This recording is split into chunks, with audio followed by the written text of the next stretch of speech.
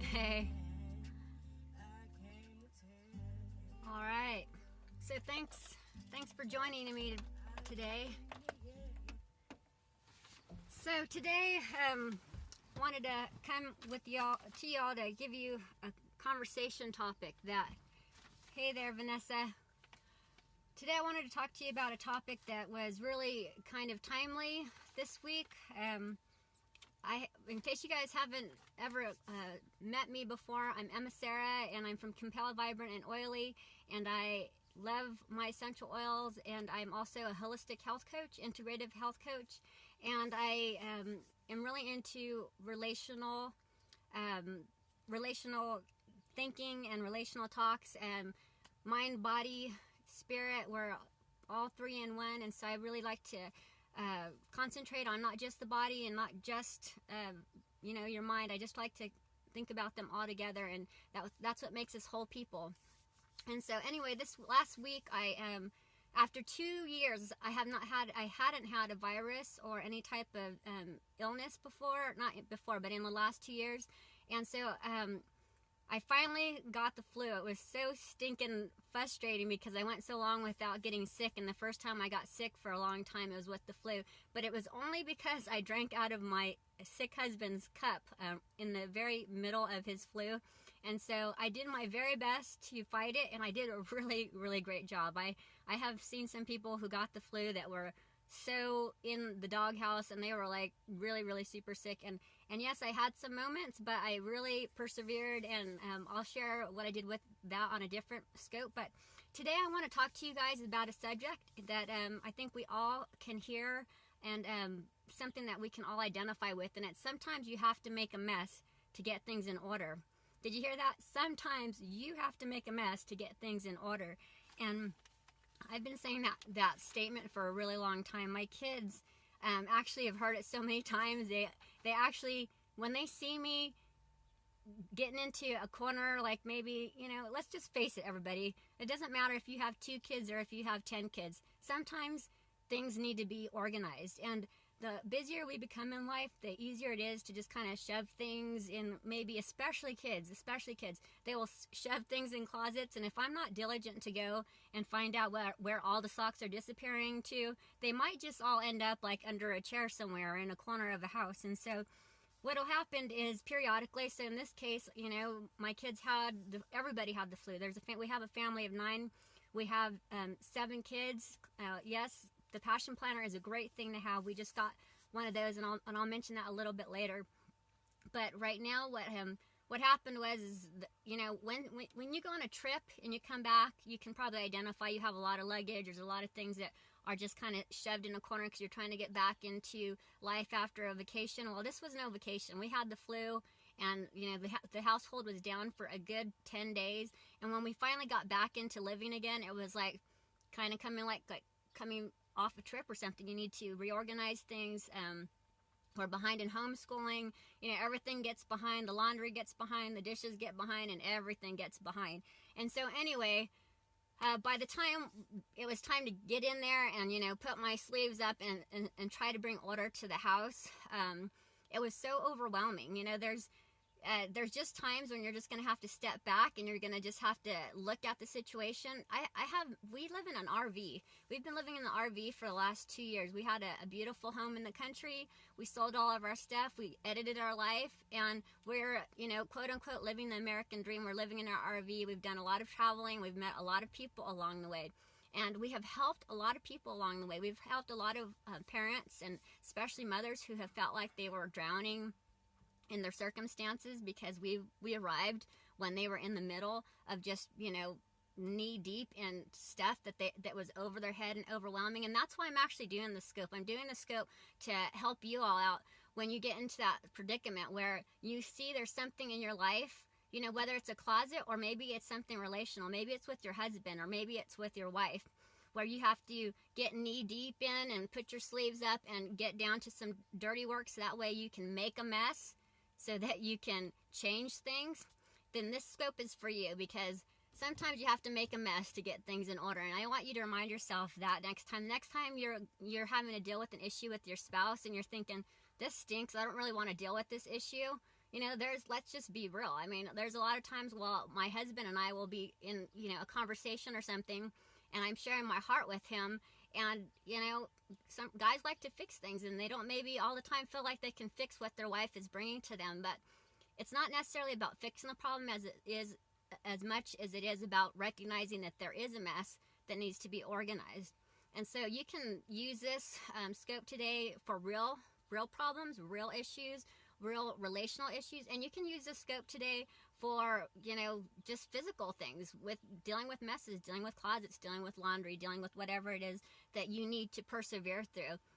So along my way, while we've been traveling in our RV, I have met moms who have gone years, I'm talking years, of just getting so overwhelmed with stuff, and especially big families, they can tend to accumulate a lot of stuff, and whether it's clothes and toys and crafts and you name it, it just begins to take a life on of its own. And what will happen is a lot of times is, parents will get overwhelmed, and they don't want to tackle anything anymore, and so things just keep piling on them, and before you know it, you're actually feeling like you're suffocating. You're looking around and you're getting, maybe anxiety, or you're stressed out because you see the mess, but you don't want to touch the mess, because touching the mess means you're going to make a bigger mess, and to make a bigger mess can seem overwhelming. So I'm going to give you some quick steps today that will hopefully allow you to get through that process quickly, with less stress than usual, and hopefully you and your spouse can watch this video together so you can kind of tackle things together. And really, in a marriage, you guys are in it together. You really have to be a team together, and if you leave something, husband's just your wife to handle, then you're not doing her any favors by adding some extra stress by making her be the one that deals with the messes. And there, I know not all husbands are that way. It's just a word to the husbands to be a helper in that sense, to help your wife feel like she's not drowning.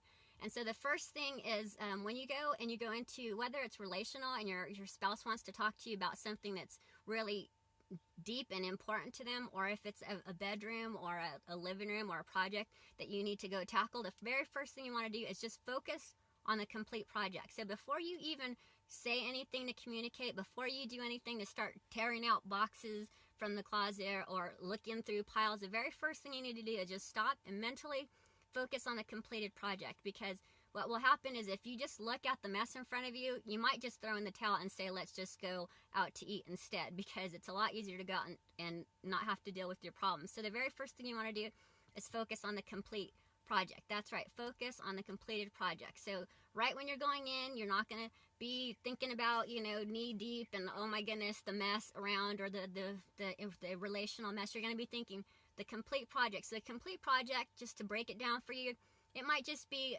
at this office is a disaster. I can't even see my desktop. The completed project will be, I will see the desktop, that pile of papers will be missing, and just start just very small thinking, okay? And then it might be relational. Maybe you're going to sit down with your wife's husband, and she's about to say, I really need to talk to you right now. And you might think, oh no, this is going to add to my pile. This is going to add to my mess pile, and I don't know if I really want to deal with this right now. Stop and think about the complete project. My wife is coming to me right now, and the completed project is, I will heal her heart, and the completed project is going to be, she's going to be feeling better because I stopped and took the time to listen. So that's the number one thing. The number two thing is to not focus, okay? So if you're focusing on the complete project, you're not focusing on the mess. Number two is, do not focus on the mess, okay? This kind of sounds redundant and said it a different way. Yes, thank you, Facebook.com. Compelled Life is our Facebook page, and you can find us there. And so, number one, you're focusing on the complete project, so that means the very end result. And the number two thing is, in order to actually focus on the completed project, you have to not focus on the mess. So you just have to pretend like it's not there. Walk through the room and pretend, don't focus on the mess, okay? So relationally, your wife might have just blah all this stuff out to you. She might have just said, this is my stress, these are my concerns, this is my mess. And if a husband stops right there and he just looks like at all the stuff she just put out right there, it could be so overwhelming, because he might just think, she just told me all this stuff and it's just a mess. Okay, don't focus on the mess. If you focus on the mess, what will happen is you will experience frustration, agitation, depression, possibly, and you might just throw your hands in the air and just say, I'm done. I don't want to do any of this. And so welcome back, Vanessa. So number one, focus on the complete project. How you will do that is by number two, not focusing on the mess. Number three, okay, it's number three, and they're going to be like an encapsulation of what you need to do. And the first thing is to do, and this we're going to speak about the relational area right now, is the first thing you want to do is listen. So you're just going to listen. And then the second thing you're going to do is don't take offense. Hi, Sabrina. She's here. We're talking about today, sometimes you have to make a mess to get things in order. And everybody knows what I'm talking about with that. So, yes. So, really quick, I'm going to do a quick rundown for Sabrina. Sabrina, sometimes you have to make a mess to get things in order, whether you're dealing with the closet or you're dealing with people. You're good now, where you're in. So, the first thing is focus on a complete project. Number two is don't focus on the mess, because it'll bring frustration, agitation, possibly depression, and anxiety, okay? And number three is where you're at right now. The first thing to do is to listen. So that we're going to talk relationally about, first, sometimes you have to make a mess to get things in order. So this is if you're dealing with your spouse right now. The first thing you want to do is listen. And this is in number three. They're all encapsulated number three. So it'd be like 3A, okay? 3B is don't take offense. Okay, when your spouse comes to you and they bring the mess to you, okay, just listen. And number two is don't take offense. And the Compelled guy said, I'm listening. Hi, hun. Don't take offense. All right. And you know what? It is so easy sometimes when we're talking to our spouses and we're coming to the table with all of our junk and our mess. It's kind of hard sometimes not to put a little bit of accusation maybe behind what we're telling them. There might be like a little bit of if you didn't, or maybe if you did, then I wouldn't XYZ, or you know, the kids wouldn't do this or whatever. There might be a little bit of that. You know, on our side, we have to refrain from doing that. But if a little bit slips out, husbands, don't take offense. Okay? Yeah, so don't take offense is the second thing in that 3B. And now 3C is repeat back what you hear. And so what does that mean exactly? So you might say, so hun, what I'm hearing you say right now is basically you're overwhelmed and you don't think maybe I'm giving as much effort in helping with the kids in a certain area. And what I'm hearing from you is that you would do a lot better if I did just X, Y, Z. Whatever it is, but try to respond by repeating back to her what you're hearing, but with a little bit of what you can do to ease or alleviate the situation. So that's 3A, B, C. And the last one is 3D, is to try to come up together with a viable solution. So if you're going to make something, thank you, Compelled guy. If you're going to make something organized out of this chaotic mess, then you're going to have to come up with a viable solution. And you're going to have to stop and think, you know, what can we do together to make this not so messy when we walk away from it, to bring organization to this area. And so one of the things I actually told my husband, and this is where our oils come in, our wonderful oils, is I was noticing this last week. Yes. Thank you, Sabrina. So what I was thinking this last week was, sometimes women go through hormonal things, okay? And I'm not the kind of woman who likes to play the hormonal card all the time. I mean, yes, I'm a woman, but, you know, I don't like to use that as an opportunity to do things. So, yes, Vanessa, listen, don't take offense, repeat back what you hear, work together for a viable solution. She's listening. Thank you.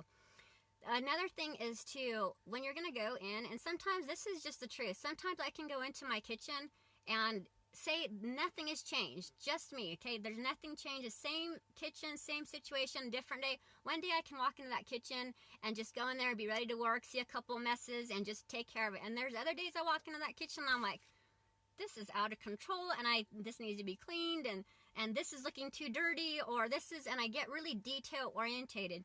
You know, on those days when I start, you know, looking at the small things and I start stressing out about the small things, I have to take a step back and ask myself, yes, Sabrina's laughing. Okay, I have to ask myself, okay, so same kitchen, different day, I have a different attitude. So the first thing I want to do that number one thing in my house is personal accountability. And I'm not an angel, and I'm not a perfect woman. I make mistakes. And the number one thing I have hopefully done for my kids is, Vanessa had a day like that yesterday, is just say sorry. Okay, we have to like push a little, like let's just restart. Let's restart the day and say sorry. And so when I restart my day, I actually go to my oil cabinet. When I start when I'm just not hanging very well, and I'm like, okay, everything that I have within my person is not enough to be giving my family what they need today. I need a little support. So motivation is one that I use right here. Drop, reset button. Yeah. So this is motivation, and on days when I need to go tackle that big project because I know I'm going to need to make a mess to get things in order. Yeah. Yes. Let's see. Yes. So, and when you're button heads, reset. That's right. Reset, and put oils on your kids even. I'm serious. Put oil on them. Everybody has heard me talk about stress away so much, but I am not kidding. If you have opportunity to do the Zyto scan, I suggest doing the Zyto scan. When I did my Zyto scan, it said I needed stress away. It said I needed Rudavella, and they're out of Rudavella right now, but they do have stress away.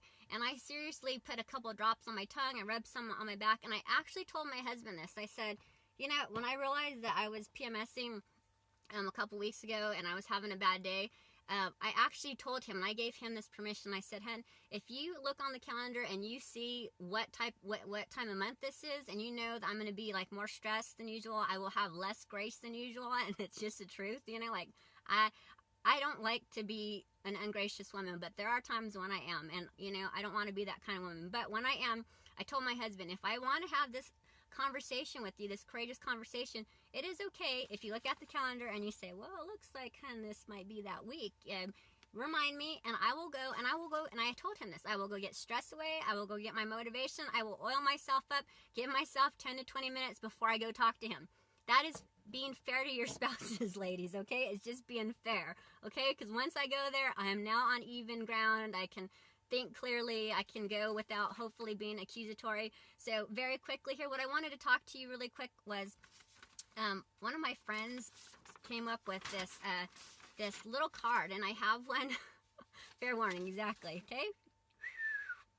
You know, we don't want any casualties, right? So anyway, they're little cards. They're just like a business card, and it's called a courageous conversation. And I'm going to see if I can get a hold of those so I can give some out. I'll ask him about them. But it's about having a courageous conversation. If you want to get things in order, sometimes you're going to have to make a mess. And when you're going to have to make a mess, it's really good to have this little card. It's about courageous conversation. It's about getting to the heart. I'm a bullet point person. I want to like get through things quickly. I want a quick result, and I don't want to have to, you know, get too emotional about the situation. I just want the job done, right? Oh, and Sabrina, we gave her a card a while back ago, and she said she still uses it. Yes. Chris Hogan, Courageous Conversations. And Vanessa, yes. So the Courageous Conversation, I'm just going to go through them very quickly. There's more to it, and you can go on his site, noblecause.com, I believe, or Noble Calling. But number one is, what is your most pressing issue? Okay, so when you sit down and there's a mess before you, you say, what is the most pressing issue? In addition to this, is there something else? Okay, this can be relational, and this seriously could be like if you go into a bedroom or a house or your office, you need to just stop and even have that courageous conversation with yourself. Like, okay, why am I freaking out here, and why does this day seem so hard? You know, what is my most pressing issue? Have a conversation with yourself if you need to. Okay, so number three, how is it affecting you? What will the future be like if nothing changes? Number five, what do you see as my responsibility for the issue? This can go both ways, husbands and wives. Number six, what do you see as your responsibility for the issue? Self-checks are important, Sabrina. Yes, that's right. And what does the preferable future look like to you? I mean, it could be like serious. I want to walk in a room and not see laundry taken over, okay? It could be like have a courageous conversation with your kids if you need to, all right? Number eight, what is the most powerful thing we could agree to ask God for, okay?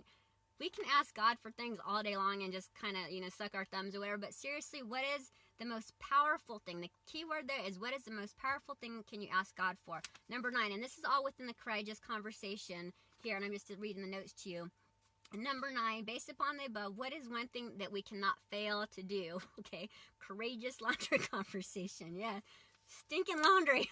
Like, we have a family of 9. It's like never ending. I live in an RV. We have made it smaller, and it's still, I just don't know. I just don't know, okay?